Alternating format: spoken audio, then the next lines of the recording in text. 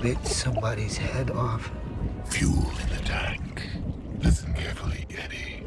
You did not find us. We found you.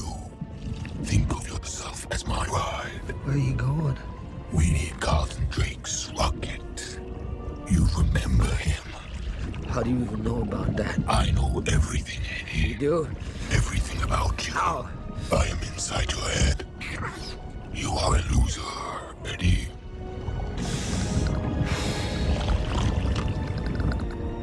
You gonna eat anybody else? Most likely. Oh, God. That is why we are here. Cooperate, and you might just survive. That is the deal. Welcome to the Superhero Cinephiles podcast. I'm your host, Perry Constantine, and welcoming back a returning guest. It's been a while since we've had you on, and that's Sai Islam. Sai, how you doing today? I'm doing just fine. How are you? I'm doing good. Glad to have you back on again, but since it has been a while, why don't you remind the listeners of who you are and what you do? Sure. So I wear a couple different hats. I am an associate professor of psychology at Farmingdale State College. I'm vice president of consulting with a boutique consulting firm called Talent Metrics, and I'm the co-author actually of a book called Leaders Assemble: Leadership in the Marvel Cinematic Universe with Gordon Schmidt. And we're expecting another book, the elements of leadership, leadership lessons from Avatar: The Last Airbender, to come out in November. So we've got lots of fun pop culture leadership stuff coming out pretty soon, and excited to be back to talk about another Marvel movie. Yeah, very cool. And we've had you on a few times solo since you and Gordon appeared on together. Haven't been able to get Gordon back on, so we're gonna have to rectify that at some point in the near future, I hope. But before we get started on today's movie, why don't you tell me a little bit more about this new book you got coming out? And listeners, we're recording this in July, but by the time haven't decided what the schedule is, so by the time you listen to this, the book might already be out. So why don't you tell us a little bit about that? So similar to our Marvel book, we took and reviewed Avatar: The Last Airbender and Legend of Korra. And we took a look at those two series and, saw a lot of different leadership lessons, specifically around cross-cultural leadership. So, for those of you who don't know, Avatar: The Last Airbender is a world that's kind of based around, different Asian and Inuit societies. There are four nations. There's Airbender Nation, Fire Nation, Earth Nation, and Waterbender tribes, and they can all control different elements. Different members of that society can control these different elements. And there's one character called the Avatar that can control all four. And so he or she has to deal with cross-cultural issues, bring everybody together to bring balance to this world. And so there's a lot of interesting differences in perspective on leadership that we're excited to explore, especially because, Eastern leadership theories are more focused on things like balance, right? Like, when we think about Western theories of leadership, we think about like winning, having somebody who's, usually very extroverted, very talkative, whereas in, some perceptions of, kind of Eastern leadership, being kind of calm or quiet or more thoughtful, those are leadership qualities that are considered more valuable in those societies. And this book really let us kind of talk about those things, and also talk about some really important topics like mentorship and team building and dealing with stress.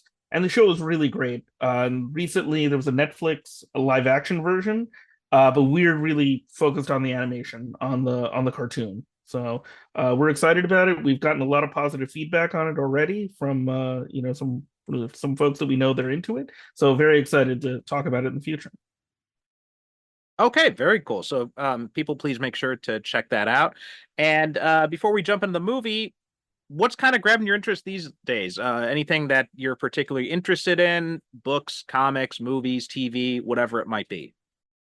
So let's see. The last thing there are a couple of things I've watched recently that I've really liked. I watched a show called Severance on Apple TV that I thought was really cool. It's very odd. I'm not going to go into what it is. It's about basically the idea is that um, you go to work in a corporate setting, but you cannot remember what you did in that corporate setting. So basically, your personal life, the personal you, and the work you are totally separate. And so, for those of for those of the listeners who don't know, I my area of psychology is industrial organizational, which is the psychology of work. And that idea is very interesting to me because there's a lot of research on work-life balance. And this is like the ultimate extreme of work-life balance. So there's like two different selves. There's the work person, and then there's the person outside of work. And then the corporation itself is a little evil. So what are they doing? It's a very trippy show. So if you are into that kind of thing, it's very, kind of sci-fi, trippy, and just generally very interesting mystery. So second season comes out next year. First season is on Apple TV Plus. Tim Cook sent me some money for promoting the show. And then what else? Something else I recommended to people recently that is on Netflix. There's a show called Scavenger's Reign that is an animated science fiction show, and it's like hard science fiction, so it's sci-fi that is more science oriented. So it's about a ship that crash lands on a planet that is very foreign to human life and has its own like really complicated ecosystem. And it has probably the most complicated ecosystem of any like planet I've ever seen in a sci-fi show. And it's very cool. Animation's really good.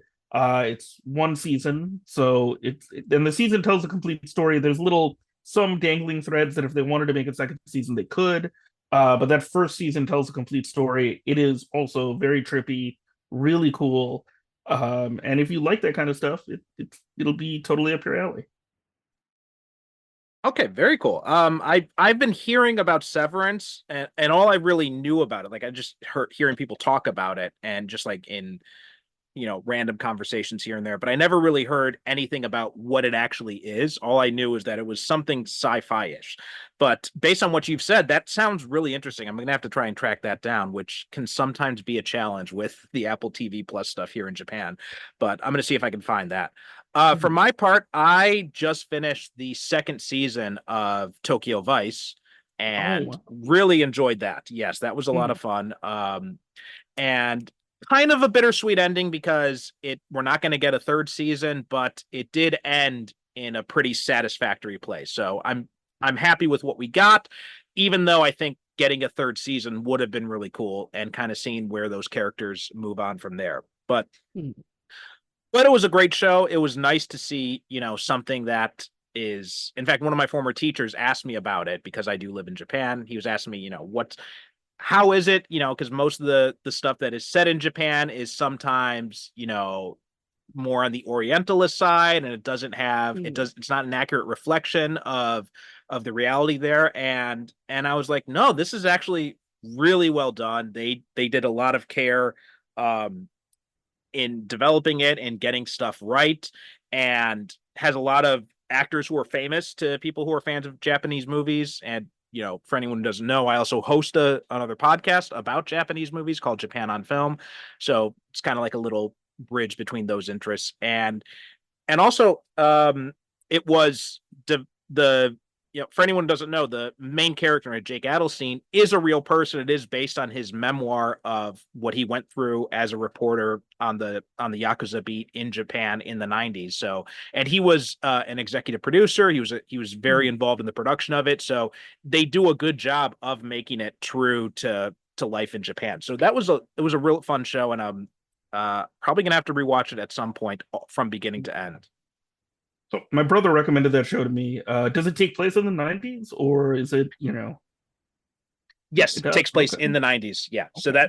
that was really kind of like the last hurrah of the Yakuza. After that, they've declined a lot in prominence since then. But Mhm. like the 90s was kind of like their last big push Mhm. to hold on to relevance. And then after that, they started passing new anti-Yakuza laws that really made it easier to crack down on them. Although it's not quite as dramatic as in the US, where once they passed the RICO laws here, they were able to in America, I mean, I should say, they were able to really crack down on the mafia. There's no RICO equivalent in Japan, so that's what's made it a bit more of a challenge. Wow. Gotta add that to the list then. It's great. It's a lot of fun. And I was barely able to get through all of it because my daughter has become obsessed with having something on the TV in the background at all times now. And even if she's not paying attention to the TV, God forbid you turn on something else because she throws a fit. So usually I have to wait until she falls asleep before I can watch something. So most of my stuff has actually been spent reading comics. I'm actually diving back into the John Ostrander Suicide Squad right now and really digging that again. Oh, it's funny. It's funny you bring that up because Gordon, I think, just started reading either Suicide Squad or Legends recently. He just posted about it. That he was reading that, and I like those original Suicide Squad issues are really good. So that should be fun. Yeah, and I'd read most of it a while ago, but then I kind of like drifted off from it. And so then when they came up on sale on Comixology, when the last movie came out, I picked them all up, and now I've just slowly getting back into them. I did a Marvel Unlimited binge recently with all the Fall of X stuff that was going on, but that I finished all that now, so now it's moving on to something else. But speaking of Marvel, that is kind of a transition. We are talking today about Venom, the 2018 Sony film, which was, Sony's latest attempt or Sony's first big attempt to make a Spider-Man movie and create a Spider-Man universe without actually involving Spider-Man. Before we get too much into the movie, where do you stand on Venom as a character? Have you been a fan of the character in the comics? What are your kind of your opinions on him, and what was kind of your opinion going into this movie before we saw it? So Venom is an interesting character for me. So I remember reading the original Secret Wars issue where the black costume shows up.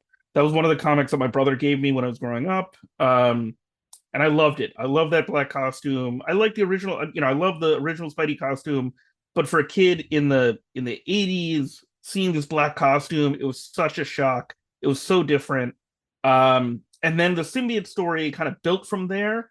And I remember kind of liking Venom. I like him as a villain quite a bit, just because he was so like pitch perfect as a mirror image. Because Spider-Man didn't have a mirror image villain, right? Like, a lot of characters have these. Superman has Bizarro. Iron Man has Ironmonger. There's all these like characters that are like, oh, just evil versions of themselves, right? Like Wolverine and Sabretooth. So you have those sorts of characters. Spider-Man didn't really have one, and there were so many interesting advantages that Venom had, right? That he was a reporter, he knew Peter Parker's secret identity, he was, immune to the spider sense, like Peter couldn't pick up on him because of the relationship that he had. And through the 90s, like the character kept getting more and more popular. And I like the character, but I didn't love everything. I like Maximum Carnage. That was a cool crossover. Cletus Cassidy was kind of fun. I haven't kept up with any of the modern Venom stuff. So what is it? Planet of the Symbiotes, all of that stuff. I have not kept up with any of it. I think the character is okay. I wasn't clamoring for a Venom movie. And I remember when before the movie was coming out, I was kind of like, all right, I don't know how you're going to do this without Spider-Man. I don't, and I was okay with Spider-Man 3. I think Spider-Man 3 is a pretty good but flawed movie. Lots of people disagree with me on that, but I think the movie works way better than people think. And even their version of Venom, I think, is okay because of that. Like, oh, we needed somebody who's kind of like Peter, but went down a dark path. That's exactly what you have in that movie. And so I was kind of like, all right, I don't know how they're going to do it. And but I love Tom Hardy. So Tom Hardy is like in one of those actors that I will always like, even if the movie is kind of like, I don't know if I'm gonna enjoy this, I'll watch a movie with him. Kind of like Nicolas Cage for me. I always think he's good in movies, and I was kind of like, okay, let's see, like there must be something here. if he wanted to be in this movie. And so I tried to go into it with an open mind. These Sony movies are in this weird space, so nobody knows like where these movies are. Like, I guess they're supposed to be in the Andrew Garfield universe of Spider-Man, or maybe not. And the real irony of this as well is I watched Madam Web before watching Venom, and there's definitely tiers or levels of these Sony movies, and Venom is like at the higher end of quality with the Sony movies. So, how about you? Like, where were you on this? Were you excited? Do you love Venom as a character? So you mentioned the black costume, so I had to take a minute to show this off here. I got the Oh yeah, Spider-Man in a black costume little statue yeah, here. I mean, nice. I love the red and blue, but there is something that's just really cool about that black costume. There's just something that's just very striking about it. Like, and Mhm. I had finished the Spider-Man 2 video game, and of course that deals they have one of the unlockable suits is the classic black costume in that. And I was going back and forth, switching back and forth between the black suit, the classic black suit, and the Tom Holland red and blue suit from the end of No Way Home. So I was Mhm. kind of like flipping back and forth between those two costumes, figuring out which one do I like better. I mean, there's something said about the classic, but the black suit, it's just there's always been something about it. That image has Mhm. just always been very striking. Um, I came to comics in the 90s, and my first introduction to Venom was actually through action figures. There was like this Marvel superheroes line of toys, and they had this character Venom, and I'm just like, whoa, what is this guy? He looks like, an evil Spider-Man type of thing. Um and of course then they did the animated series in the 90s where they had Venom involved in that, and that was kind of Mhm. like my first real introduction to him as a character was that animated series. I had known about a little bit about the character's background in the comics because had my brother had these Marvel superheroes trading cards from like the 1990s that he gave me, and so Venom was one of the cards on there, and so I knew about Eddie Brock and all that, and then when they had Brock in the first episode of the animated series, I'm like, oh, are they gonna? And they had Venom in the opening too. I'm like, oh, so they're gonna do Venom at some point. So I was waiting throughout that entire first season for Venom to finally appear so I could see what the deal is with this guy. And of course, in the comics in the 90s, like you said, became super popular, and just Marvel just oversaturated the market with Venom. There are so many different Venom limited series and crossover comics, and they they took him away from being a villain of Spider-Man, and they made him become this anti-hero because also it was the 90s, so anti-heroes were really big back then. Mhm. And of course, the design by Todd McFarlane is very striking just from the first cover. Um, and it wasn't until years later that I actually read that original Venom story, and yeah, it was a really great story. Although I kind of understand Marvel's bind at the time because you have this character that's super popular, but after that initial Venom story, what else do you do with this guy? There's Mhm.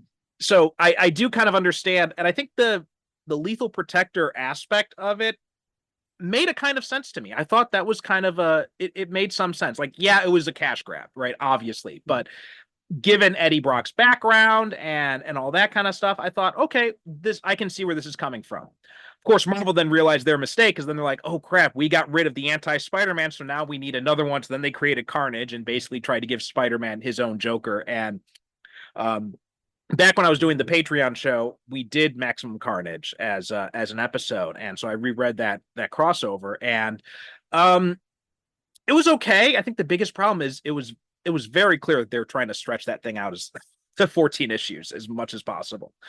And with Spider-Man 3, we covered this way back with Anthony Desiato on the show, and kind of similar to you. I think maybe you liked it a little bit better than me, but I did find some things that I did enjoy about it. There are obviously still glaring flaws with that movie, but on the Venom side, like I'm kind of in the minority with you there, where I'm just like I kind of liked what they did with him in there, and crap, what was the Topher Grace? I kind of Topher like what Grace. Topher Grace was doing with Eddie Brock in that, where he was kind of like this anti Peter Parker. I didn't like how they kept taking his mask off it every time he had to speak because the CGI wasn't that advanced. But other than that, I was kind of digging it. And at that time, there was some buzz about doing a Venom spinoff with Topher Grace, and I was actually kind of interested in seeing that and seeing where that would have gone. So yeah, I kind of liked that movie. Was just overstuffed, and I would have liked to see Topher Grace get a bit more of a shot to like do like a full movie version of it. But overall, I thought he did the best he could have with what little he was given there. And yeah, with these Sony movies, it's so bizarre because I had not heard that these are supposedly set in the Amazing Spider-Man world. It'd be interesting if Well, they I'm not if sure. that's true. I'm not Yeah. sure. This is my guess, is because I don't know what the continuity is. It's not that I'm that worried about them. They all kind of like operate like separately. They're very much 90s comic book movies, right? Like they just do their own thing and you kind of hedge your bets on the continuity later, I guess. Yeah, yeah. I mean, that'd be an interesting and it'd be an interesting way to bring Andrew Garfield back because after No Way Home, everyone's clamoring to see him back get his own movie again. But yeah, just like these Sony movies are very interesting because Sony's had a hard on for Venom ever since the first Spider-Man movie they did. So they're the ones who forced Sam Raimi to use Venom in Spider-Man 3. Sam Raimi had no interest in doing Venom at all, but they kind of forced it on him. And then then they made this deal with Marvel where Marvel would get to have Spider-Man in their movies, and then they would have kind of like creative overseeing of the solo Spider-Man movies, but that still freed up Sony to make their own Spider-Man films with the other characters they have in there. And they've made some bizarre choices with those, I'll say. I mean, like Venom, yeah, like you said, doing a Venom movie without Spider-Man, I it I mean, this movie proved that it can be done, and yeah, so it's I guess Venom is one of those characters that's kind of on the borderline of ones that you'd say like, okay, this can kind of work, maybe not. Madam Web, I haven't seen it yet, honestly, so I don't know what it is, but it was such a bizarre choice to me when they announced that they were going to do a Madam Web movie. It seemed like Hmm. Morbius, I thought could have worked very well, but that I I saw think Morbius everything that too. Yeah, it was okay. Um, I did not think it's it was okay, but it was a yeah. movie I had hopes for because I thought like this is a movie that could work in on its own, right? It's just a scientific vampire movie. You could, and in fact, that was originally he was supposed to be the villain in Blade 2, so they were gonna make it completely divorced of Spider-Man anyway. Hmm. So it was possible to do Morbius better than they did. And now they've got Kraven the Hunter coming out, which just seems also like a very bizarre choice, and I'm just sitting here thinking, like, of all the characters you have, I think the Hmm. one that would probably do very well and would easily make a lot of money is do a Spider-Gwen movie and bring back Emma Stone. Hmm. Hmm. That's interesting. Have you heard the theory about why they might be approaching why Sony might be approaching these movies the way that they have been? Uh, you know, so Gail Simone on Twitter posted some stuff that somebody's theory around why they were doing this. I don't know. Have you read Secret Six? I have read Secret Six, but it's been a while. But no, I All don't know right. this theory. So the theory that a fan posted, they basically said that they're trying to do Secret Six. So you have Oh, like you mean Sinister Six? no. They're taking those characters and they're using the template that Gail Simone had in Secret Six. So Oh, I Catman see. is like Craven, right? Like, so Catman in Secret Six is a bounty hunter tied in with the animals, has an abusive dad. If you saw the trailer for Craven, that's more or less the template. Um, Madam Web is kind of like Birds of Prey, the way that they have it set up. So the theory was that they were trying to kind of like piece everybody together by taking some elements that the theory was that somebody had read Gail Simone's run on Secret Six and basically said like, oh, I can match these characters up. And part of the reason that this theory came out was because I don't know if you remember, they were talking about doing an El Muerto movie with the rapper Bad Bunny. and Yeah, nobody could yeah. figure out why they wanted to do this El Muerto movie. And the theory was that, oh, Secret Six uses Bane, and he was going to be like the Bane analog to kind of create that character. And I read through the whole thing. I was like, oh, this is not like, sure, it could be total bullshit fan theorizing, but it's good. It was a very good theory. I was like, oh, this seems to make sense. So and that might be part of it. Having watched Madam Web, I can totally see her as like a Birds of Prey Oracle type character with these three spider people. Um, you don't have to watch. I'm going to give you permission to not watch Madam Web if you really don't want to. It is there's some okay things in it, but I don't really love Dakota Johnson, and I don't think the movie works particularly well. So it's very skippable in my mind. I mean, I think even Dakota Johnson didn't really care much for Dakota Johnson in that movie. I'm also the wrong person to ask about Dakota Johnson. I don't think she's. I've never liked her in any movie that I've seen her in. So I'm really like not the right person to ask. The other Honestly, actresses in the movie are good, but she's like not for me. yeah, I'm actually I don't know if I've seen anything with her in it. Like I recognize the name, but I Yeah. can't. I'm trying to think if I've seen anything with her in it, and I'm not sure. Um, but that's a very so. Here's my thought on that theory. It sounds batshit insane, but at the same time, it's the kind of batshit insanity that I would not put past studio executives. So it could vary. It sounds like exactly the thing that a studio exec would come up with on his third hit of cocaine. So it does not surprise me at all if that is true. Um, and then so going into this movie, did you see this in the theaters? And if so, I did. what was your initial reaction? I took my wife to see the movie, and we're not divorced, so she's at So this there you point like she's accepted, like, okay, we're gonna see almost every Marvel movie uh if they come out. And obviously she knows I like Tom Hardy as well. So I was in the bag for the movie from the beginning. I was like, oh, I'm very open to this. I want to see what he does. So I enjoyed it. I like, so we've been talking about some of these other movies, like, you know, there's a big difference between a guy like Tom Hardy and a guy like Jared Leto, right? Like, Jared Leto is a good actor, but I don't necessarily think that he can carry a weak movie the way that Tom Hardy does in this film. So Hardy carries this movie in every respect, like doing the two voices, his like physical performance, everything about it really works. And then I think the movie also, they kind of like just kind of lean into it. They're like, this is going to be a weird movie. Let's just lean into it and make it as weird as possible, and let's just go. And I accepted that, and I enjoyed it for what it was. Is it the best comic book movie? Absolutely not. Is it a fun couple of hours? Sure. You get to see, an actor be real goofy. You get to, and they do some things in the movie that I'm very happy they did. They took some chances that I think are cool and make the character work. I think the thing that doesn't happen as much in the comics that happens in the movie is Eddie and Venom talk to each other like all the time. And I don't remember this happening in the comics nearly as much, especially early like 90s comics.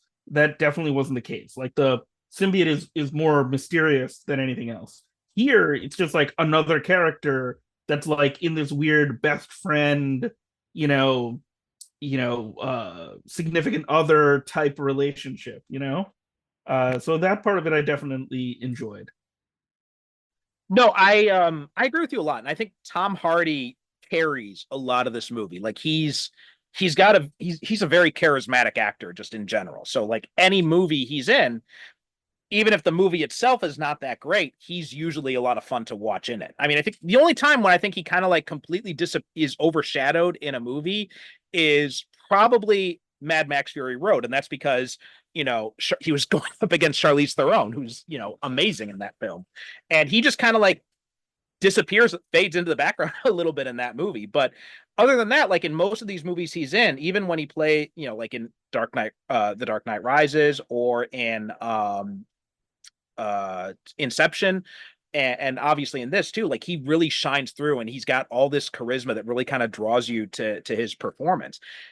And I think that's especially true in this. I think him doing the voice of Venom was amazing. And I think having him communicate with the symbiote the way he does, it really adds a lot to it. And that kind of takes it into this almost like bizarre buddy comedy, odd couple territory, which really kind of works in this movie. Um, yeah, so I had a kick watching it when I saw it in the theater as well, and I really enjoyed it. I thought too Michelle Williams did a great job too. I think she Oh was yeah. excellent as Anne in it, and even Reed Scott, who most people probably know him from Veep, where he plays like this completely amoral asshole, scumbag. Whereas here, he's the complete opposite. He is the nicest guy on the planet in this movie, and Yeah. I love Dr. Dan. I think he's such a great addition to this Yeah. because it's usually when it reminds me kind of like Paxton at the end Mhm. of Ant-Man, where like throughout the entire movie he's like kind of a dick, but then at the end he's like, oh, and it turns out he's actually a really good guy.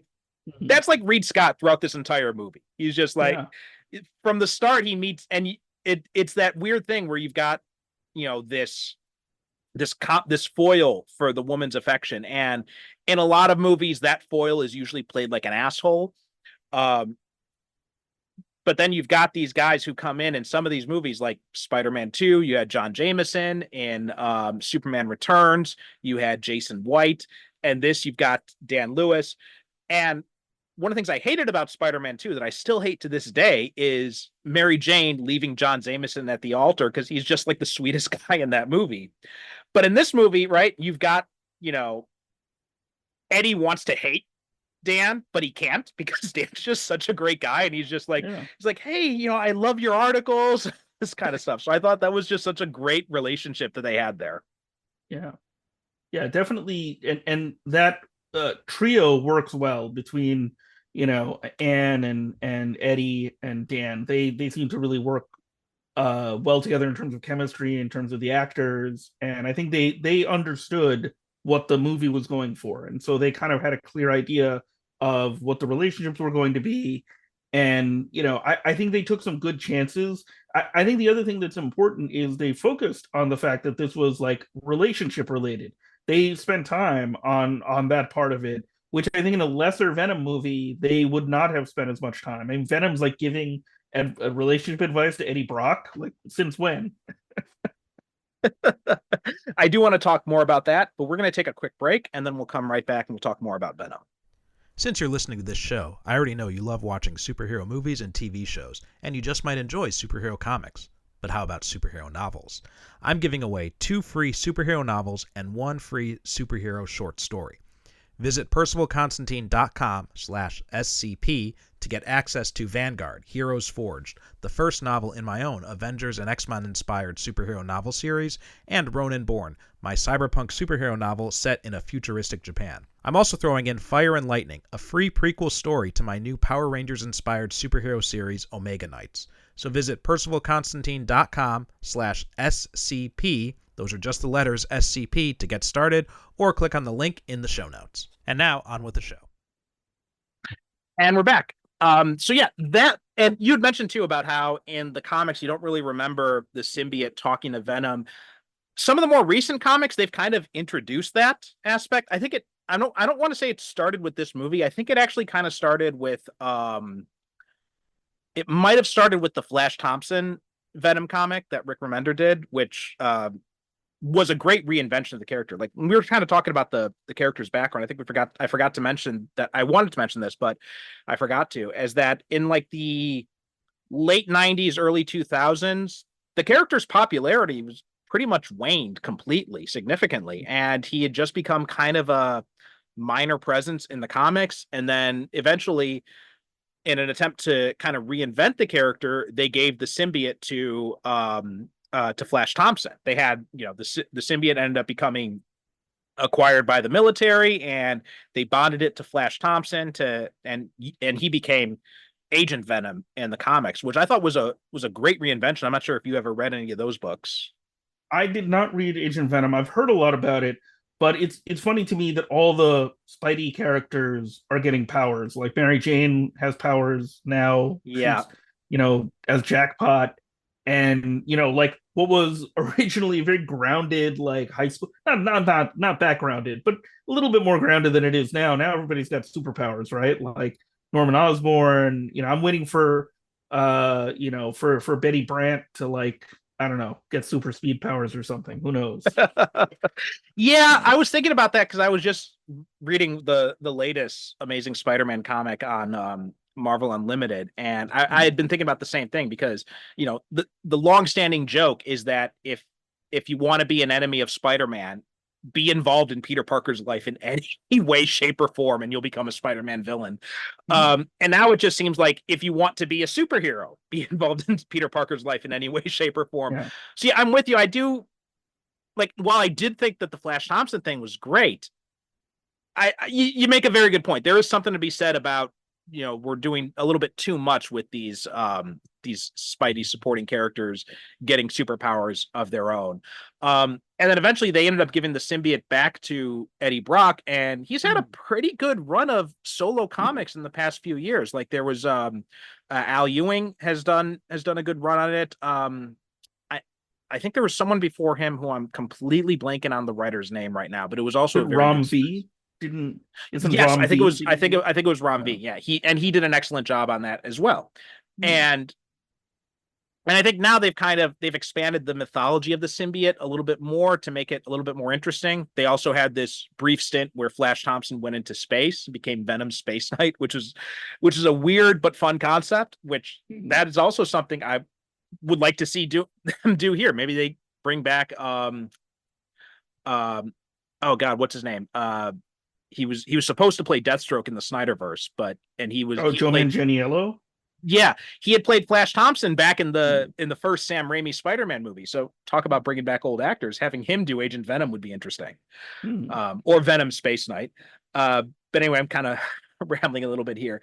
But getting back to this movie, I think you're right that that relationship between those three characters and also the relationship between Eddie and Venom itself is what is the most interesting part of this movie.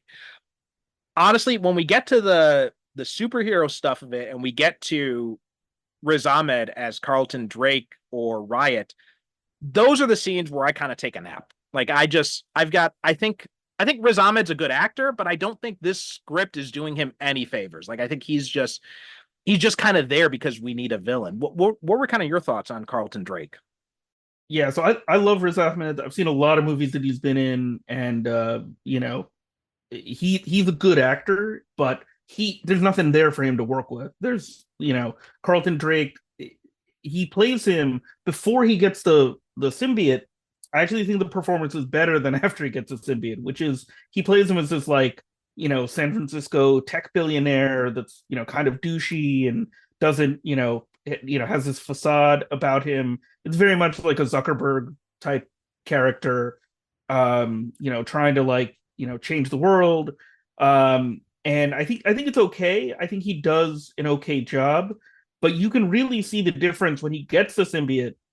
Like I didn't even know it was Riz Ahmed doing the voice of Riot when he gets the symbiote.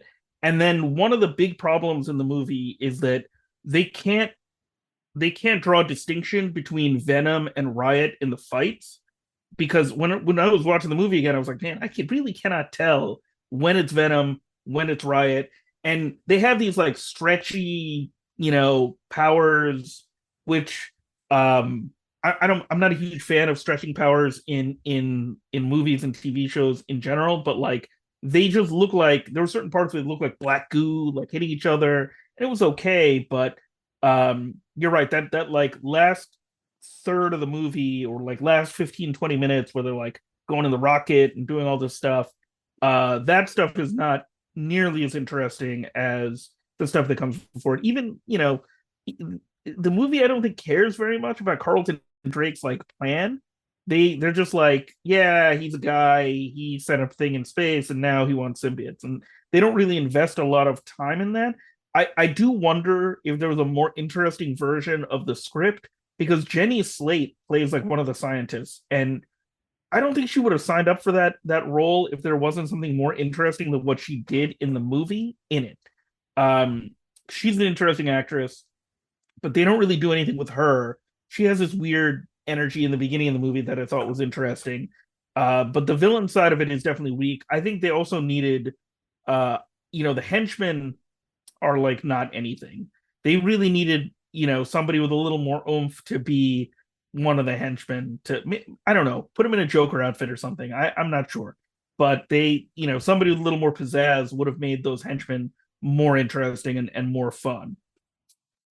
No, I agree completely. And I think that last bit of the movie, like after Riot bonds with Drake, it just the whole story just kind of grinds to a halt for me, and I just check out and I don't care. And talking about the incomprehensibility of those fight scenes, it did kind of remind me of the Ang Lee Hulk film and that last part of the movie, because although I think there's a lot of good things about that movie, and we covered that many years ago on the show.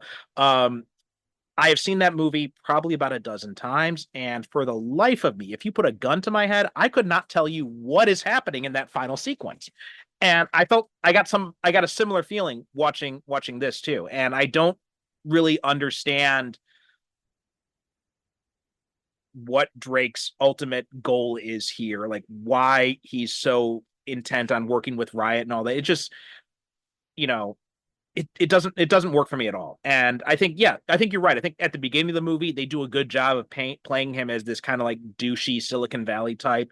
Um, I think he was inspired by Martin Shkreli, if I'm not mistaken, Oh and yeah. I think so. I think I had read that somewhere. I'm just going off memory here, but I think it was based off Martin Shkreli, and it is kind of like a precursor to what we're seeing now. And we're seeing like how like back at this time period, this was still in the time when we had this rosy view of Silicon Valley and these tech bros. And now we're looking at it and we're like, no, these guys are all kind of assholes. So I think he was kind of like this movie's kind of prescient in that way. Mhm. No, for sure. And I think he plays him that way, and Martin Shkreli, that makes a lot of sense that he's playing him as this kind of like untrustworthy, pharma tech guy, and he has some vague, you know, plan that he's enacting, but I'm not sure that he's really, they definitely don't take advantage of the things that Riz Ahmed is good at, um, and I think it's also the other problem is that when you cover both of the actors' faces with like CGI, uniforms and CGI versions of themselves, Hardy is able to like he's really good at using his voice. And I actually looked this up after watching the movie again. I was like, who did Riot's voice? And it was Riz Ahmed, and I was like, wow, this is a big difference between these two actors. That Hardy uses his voice in such a interesting way that he draws a distinction between himself and like when Eddie's talking and when Venom is talking, and he makes big choices that actually lend themselves to the movie, and help the movie, I think. Whereas I think Riz kind of went with a more generic sort of like growl kind of voice, and it doesn't draw any distinction. Like he could have it would have been really funny to play Riot with like a Martin Shkreli voice. That would have been very distinctive and would have pitted them against each other in an interesting way. So that might have been fun. So I don't know. It's my note for you, Riz Ahmed. No, I agree. And I think it really goes to show like just how good of a vocal actor Tom Hardy is, because you see him, he's able to take on a lot of these different accents. Like even the voice he uses for Eddie, it's like kind of like this it's described this kind of like aw shucks American accent on Wikipedia, which I think is a good way of describing it, because he's Australian, I believe, right? He's British. He's British. Okay, I'm sorry. Yeah, British. so he's British. But yeah, but he does a really good job of playing this very kind of like Americana accent for Eddie that it's not what I ever would have pictured for Eddie Brock, but it works in a weird way. And then the Venom voice, that makes sense for what Venom's voice. That's exactly what I would have pictured Venom's voice to be like. But the fact that he's able to so drastically change his voice like that is great. And it was also there's some post-production work on it as well. But even still, like my favorite scenes in this movie, outside of the ones where he's interacting with Anne or with Dan, are the scenes where he's just talking with Venom, and the two of them are just having conversations. And again, that's like the strength of this movie is just those interactions. But when it comes to the main plot, it all just kind of grinds to a halt. But you mentioned Jenny Slate too. That was such a surprise to me because I remember her. She'll always be Mona Lisa from Parks and Rec to me. So seeing her in this role, I agree. it always it always takes me out of it. And like ever since the first time I've seen it, I'm always like, who is that actress? And I always look it up. And every time, without fail, every time I see this movie, I double check and then I'm like, oh yeah, that's right, it's Jenny Slate. And yeah, I would have liked to see more. There's got to be a reason they chose her, right? Like the way the character is in the movie, she's like really normal. And I can picture, I don't know, lots of different actresses performing this part. But like, I wonder who she was supposed to be that they brought her in, you know? Yeah, I'm wondering because I think the character might be from the comics. The name sounds vaguely familiar, and I'm not sure if she was in the comics or not, but it would have been nice to see a little bit more of her. And especially, because she does such a great job. Like she plays so against type in that role, especially if you know her from Parks and Rec. Like she's the polar opposite of Mona Lisa from Parks and Rec, and just showing just like how incredibly talented she is in that role. Yeah, no, she's very talented. Okay, so it looks like she wasn't from the comics, so she was introduced to this movie. But yeah, it would have been nice to see her. Also too, we had John Jameson was in this movie as well. Like he's the what? I missed it every single time, but last night when I was watching this movie, the astronaut that they find and they put him in the ambulance in Malaysia, they make a comment about that it's Jameson. Oh, okay. Well, so yeah, and right. And it does say that in Wikipedia they do identify Chris O'Hara, and he is officially credited as John Jameson in the movie. And who knew John Jameson was going to get 2 different adaptations? You know, yeah, like that was not on my checklist. And yet still no Man-Wolf. So we should get on. Maybe that's something that they should adapt instead of doing Madam Web is Man-Wolf. Also, what do you think of Mrs. Chen? I think Mrs. Chen is funny. I think there are a lot of weird choices that are made in the movie that I think add a lot of color to the film. So Mrs. Chen, I think, is a lot of fun. I think the next door neighbor that plays the loud music is kind of fun. I think so they spend a lot of time with these side characters. There's the security guard, whose name I can't remember, but Eddie Brock spends time with all of these different characters, and then there's his boss at the newspaper or vlog or wherever he works. But they spend time with all of these side characters to kind of give color to the experience that Eddie Brock is having. And I really think that that's it's important, and it gives him relationships. It gives him somebody to bounce off of. It actually creates a lot of the vibe of the movie. Like when you think about that last scene, what other superhero movie is going to have the main character reveal himself as Venom to like somebody that presumably like lives near him that can turn him into the cops at any time, and then he just walks out and he's like, oh yeah, I just ate this guy in front of my local convenience store owner, and now I'm gonna go back home. Like there's something about that like says everything about the tone and the nature and the attitude of the movie.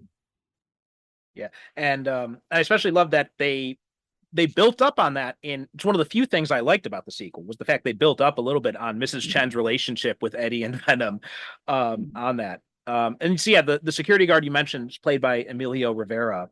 That was another great little moment. We get to see like him interacting with and there's also kind of like they do a good job of establishing Eddie as a character in his own right to begin with, and showing him as this guy who is relentless in his pursuit of the story as a way to try and do some good, even if he ends up screwing over his fiance in the process, and trashing his own job too. But it does say something that he's willing to sacrifice so much to try and get the truth out. And the fact that his boss is like, look, just do the fluff story, don't rock the boat at all, just do the fluff story and forget about the journalist part for now.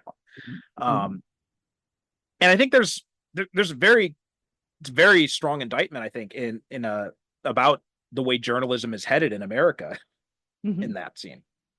Yeah, for sure. And I think that also establishes that he's a good guy. He's fighting for an overarching good, but he's also kind of willing to hurt people. So he's willing to accept a symbiote that will bite the heads off of bad guys as part of the process of doing greater good. So that stuff matches. Yeah. And I think they do try to, I think they try to go out of their way to show like Eddie as conflicted about the symbiote's actions in this, because there's like none of that in the comics. Like Eddie's got no problem killing bad guys in the comics at all. So I think I think it's smart to have that kind of dichotomy here and establish that with him. But also we get Michelle Williams, Anne, when she gets the symbiote herself in the very brief scene, like having her as she Venom, or because again, people who may not remember in the comics, there was this Bride of Venom thing where they had Anne get the symbiote herself in the comics. So I thought that was cool to have that moment in there, and I thought she was great when she had the symbiote on her.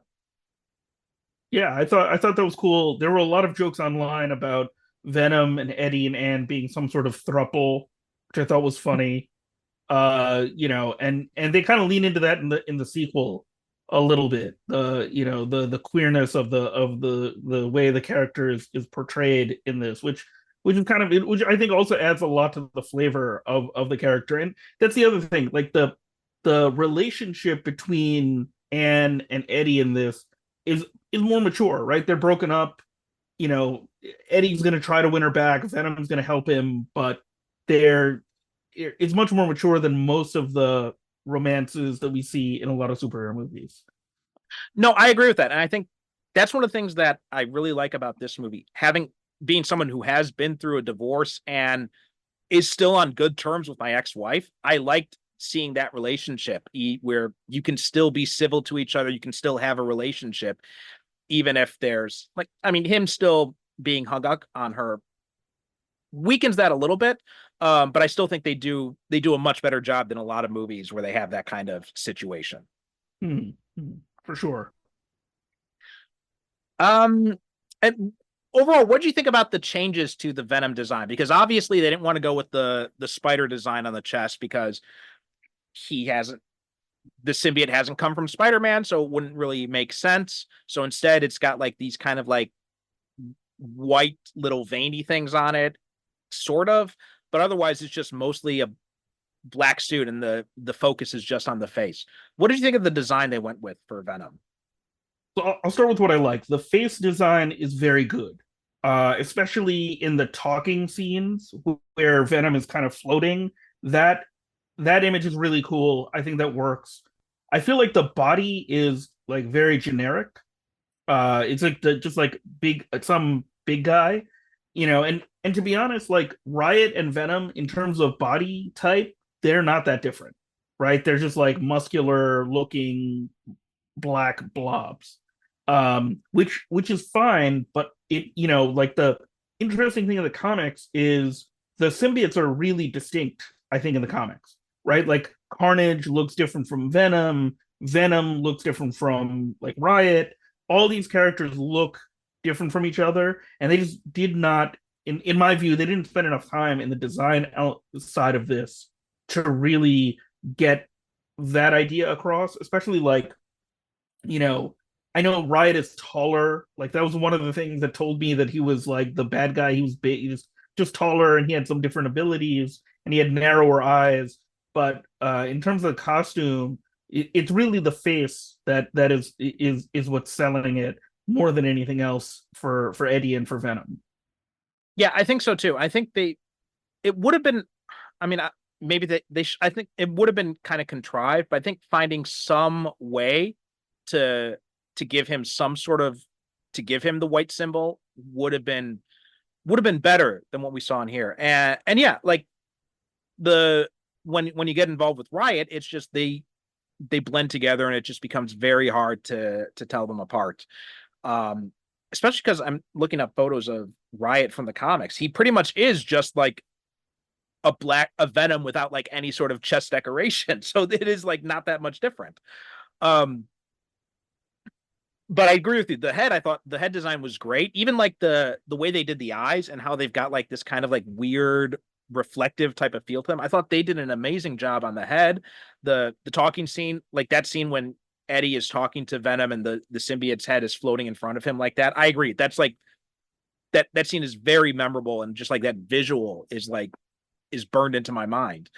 But yeah, they should have put a little bit more effort into finding a way to put the symbol on. Even if it wasn't, they had to make it a little less obviously a spider, but just something there. Like would have been better than nothing. Yeah, they got stuck between trying to be true to the comics and trying to like, create something different. And I think they just said, well, let's just keep this look and then, not have the spider. And then when they made Riot, they were like, oh, Riot's supposed to look like Venom, so whatever, we'll make him look kind of like Venom with different face. And it doesn't really work that well. That actually would have been one of the times where I would have done like a half Venom, half Riot face to get the actors in, just to see them be more distinct.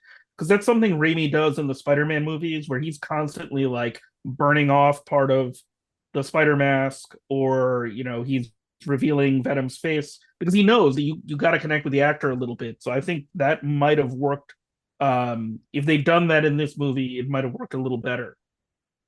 I think it could have also drawn a contrast visually between the two characters and like their purpose, because with Eddie and Venom, they are working together here. But if they had done this thing where you see like Riz Ahmed's head, and maybe it's got like they did with Topher Grace, and maybe it's got like the fangs or something like that, or it would have done a good job of first making it easy to differentiate between Riot and Venom, but also to show that the bonding process is a different situation. It's not a partnership like it is with Venom and Eddie.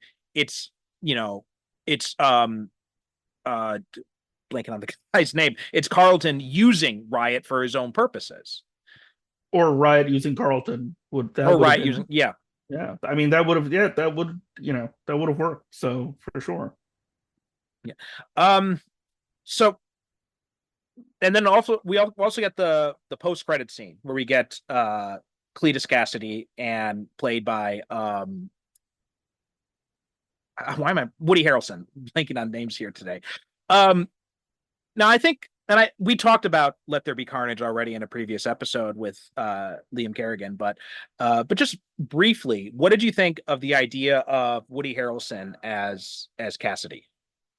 I mean, he pretty much played Cletus Cassidy in Natural Born Killers, which is why I think they cast him. And I feel like he was the Wizard Magazine fan cast. Yeah, I don't know if you remember Wizard Magazine that well. But I do. I do. Casting, right? Like, I feel like he's the Wizard fan cast that they would have suggested, and he would have been the guy to like, to play the part. Like, he can do this part in his sleep. Even the one scene that he has, he's perfectly fine as Cletus Cassidy. He knows how to play crazy. So he did a good job there in that scene. And I remember being like, oh, this is interesting. This will be fun for the sequel. So I was excited about the sequel at the end of that movie. Yeah, I was too. And like you, I kind of thought, Natural Born Killers basically is Cletus Cassidy. So it's a no-brainer to cast Woody Harrelson as him. And I was very excited when I saw him there. God, that wig was awful. It just, look, sometimes you just got to go to the back of the theater and grab whatever you got and put it on. I guess so. I mean, but that was the thing that was puzzling to me, because it's not like, yeah, Cletus Cassidy has red hair in the comics, but it's not like this is a distinctive character trait for him. It's not like, Lex Luthor being bald or anything like that. So it felt like a very odd choice to force that on, and because it completely saps that power, that scene of any power it has. Seeing Cletus Cassidy in that scene, I feel, it just makes it almost look like a joke. And then they did end up going with a better wig in the sequel, thank Christ. Although like we said in that and when we discussed that movie, I had a lot of problems with that movie overall, and I think they didn't really quite do Cletus the justice that I think that the character is kind of a mixed bag to begin with, but I think they could have done a much better job with him in that movie.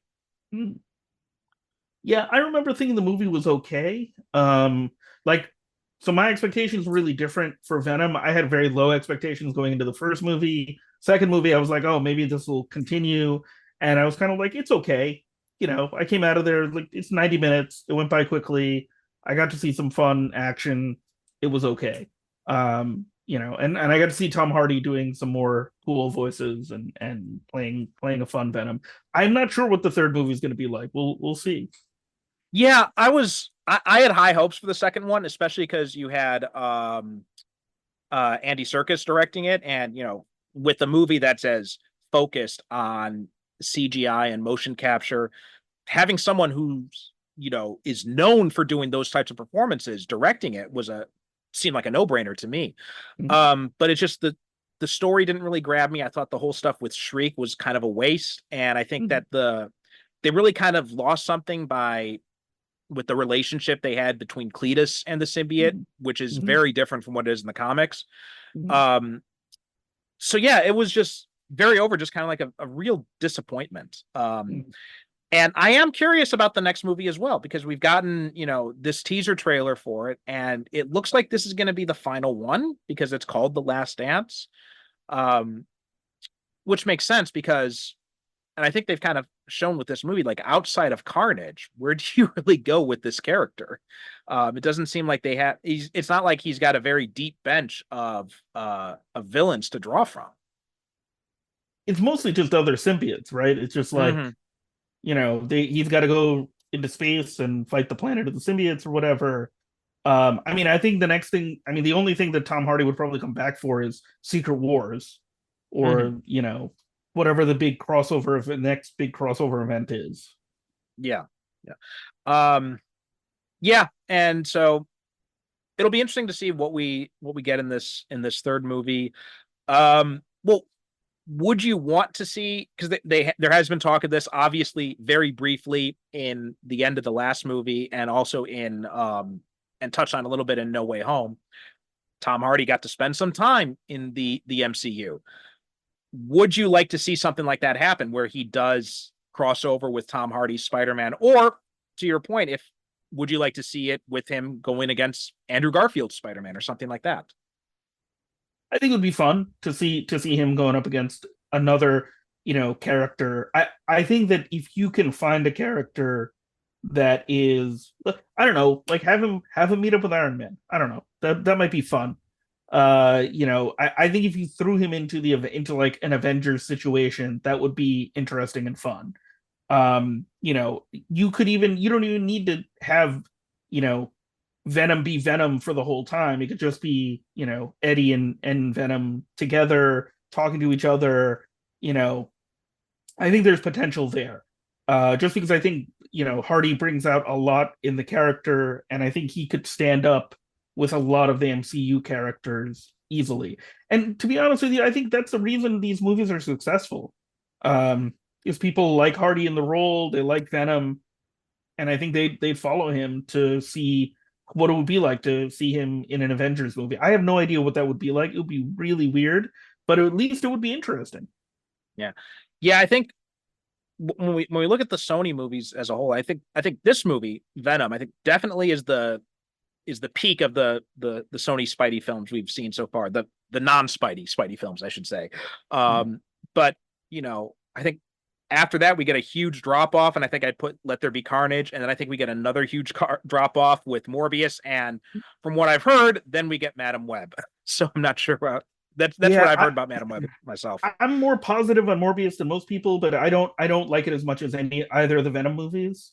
And I definitely did not enjoy Madam Web as much as any of those movies. I would rather watch Morbius than Madam Web. Just because I think Morbius has a clearer like through line in terms of a story. Like Madam Web is there's very little action in it, and I gotta say, I don't know how they shot the movie, but it doesn't look great.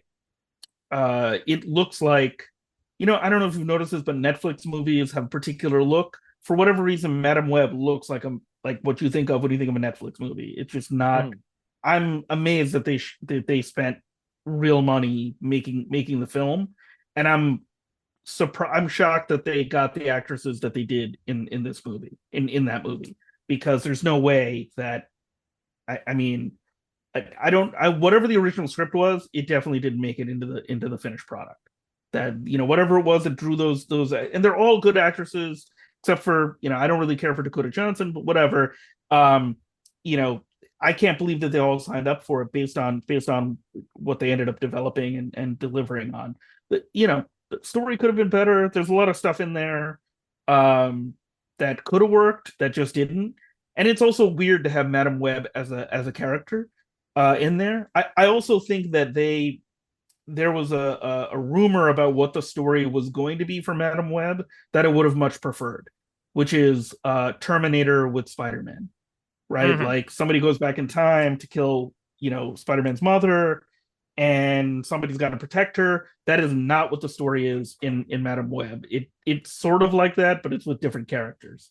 And I would have much preferred Terminator with Spider-Man. That would have been more interesting.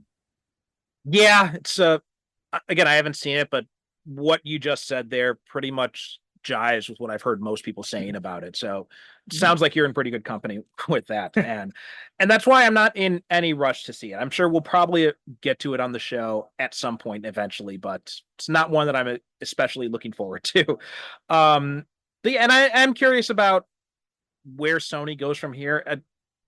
I feel like they still haven't learned the right lessons from this Venom experiment, and their lesson seems to be, let's just keep throwing stuff at the wall and just see what sticks. And so we'll see if that eventually works out for them. But from what we've seen so far, I'm not particularly optimistic. But anyway, Sai, thanks again for coming on. And why don't you tell people where they can find you? Sure. You can find me on LinkedIn. I'm still on. That's probably the social media that I use the most. I'm on Blue Sky. I'm also on Twitter still, mostly because I'm a Knicks fan and I follow a lot of Knicks Twitter stuff. But yeah, you can find me at IOSI Islam at Blue Sky and also at Twitter and also on LinkedIn. You can find me there, and then you can find any of the books that I talked about on Amazon. Okay, great. We'll have links to that stuff in the show notes, so please make sure to check that out. As for us, superherocinephiles.com is the website, and we are Super Cinema Pod on Blue Sky, Threads, and Instagram. And that does it for this episode. Thanks so much for listening, and we'll talk to you next time.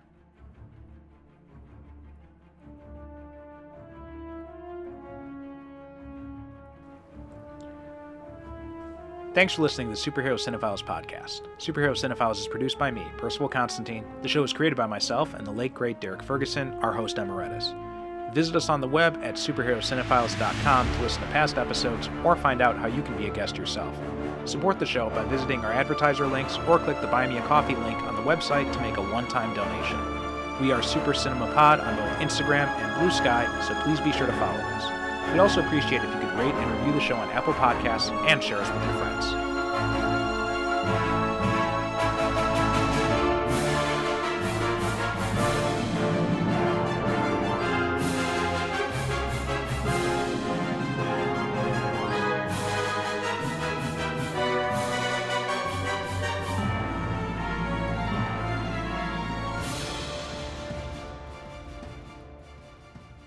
Thank you for listening. And as always, good night, good evening.